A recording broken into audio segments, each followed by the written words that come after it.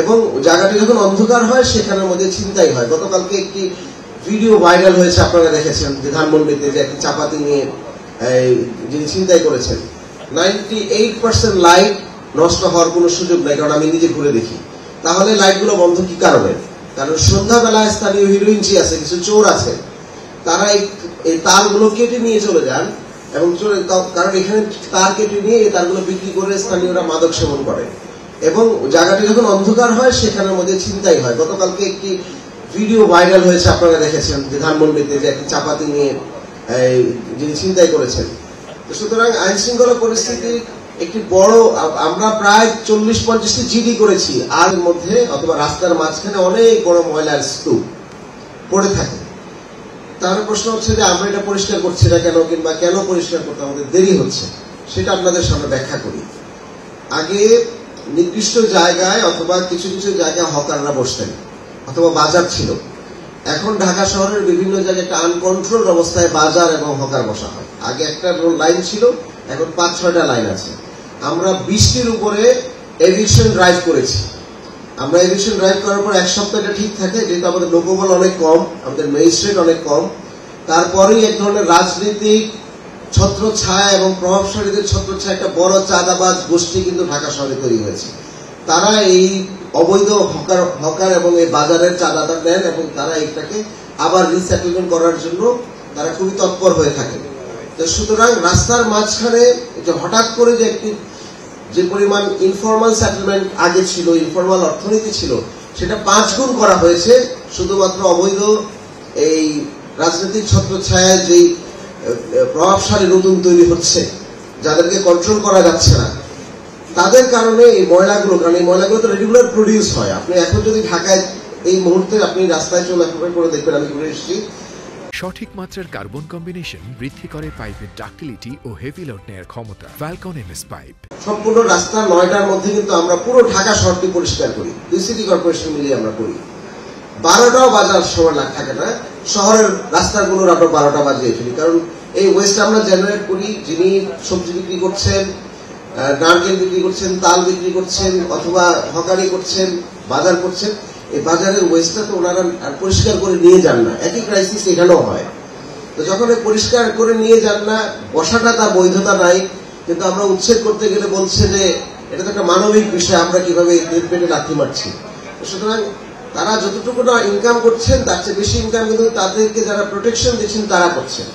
কিন্তু এটার সাফারিংসটা হচ্ছে সিটি লেভেলে।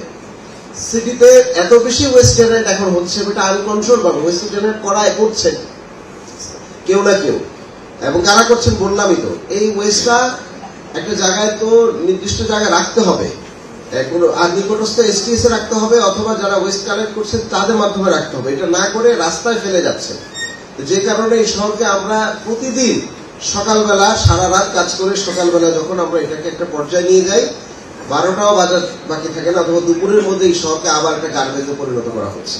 তো সুতরাং আমাদের এফিসিয়েন্সিকে যতটুকু প্রশ্ন করা উচিত, একইভাবে আমার মনে হয় নাগরিকদের এই ধরনের অলিগার্কি এবং এই ধরনের নতুন যাদের হাতে এই চাঁদাটা ট্রান্সফার হয়েছে তাদেরকেও প্রশ্ন করা উচিত। তারা তো আমাদেরই আত্মীয় স্বজন কিংবা আমাদেরই পরিচিত কোনো প্রভাবশালী।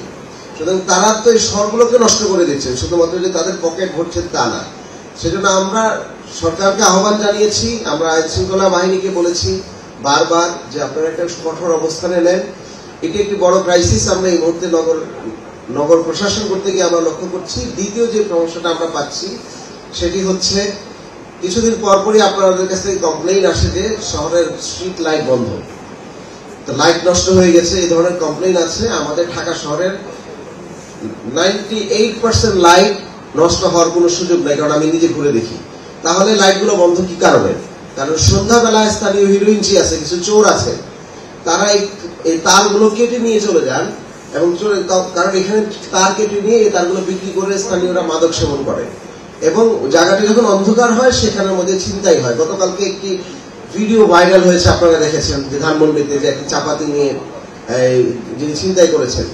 তো সুতরাং আইন শৃঙ্খলা পরিস্থিতি একটি বড়, আমরা প্রায় 40-50টি জিডি করেছি, আর্মি তাদের এই লোকগুলোকে ধরেছে, কিন্তু ধরার পরে তারা কোনো না কোনো আইনের ফাঁক দিয়ে বেরিয়ে যাচ্ছে। আমরা স্বরাষ্ট্র মন্ত্রণালয়কে চিঠি দিয়ে বলেছি যে এক হচ্ছে শহরের নিরাপত্তার ক্ষেত্রে একটা ভিসাস সাইকেলের মতো, আমরা যদি এদেরকে না এখনই কন্ট্রোল করতে না পারি তাহলে এরা আবার এসে এটাকে মানে এই তারগুলো চুরি করেন। তার চুরি করলে ক্রাইমের জায়গায় তৈরি হয়, সেখানে আরেকজন এসে ক্রাইম করেন, সেই ক্রাইমকে ধরার জন্য আবার পুলিশকে ডিপ্লয় করতে হয়। পুরোটা মানে এটাকে বলা যায় ক্রিমিনাল ক্রাইমের একটা বিশেষ সাইকেল তৈরি হয় এবং এর পেছনেও আরো অনেক ধরনের ইন্টারেস্ট গ্রুপ কাজ করেন।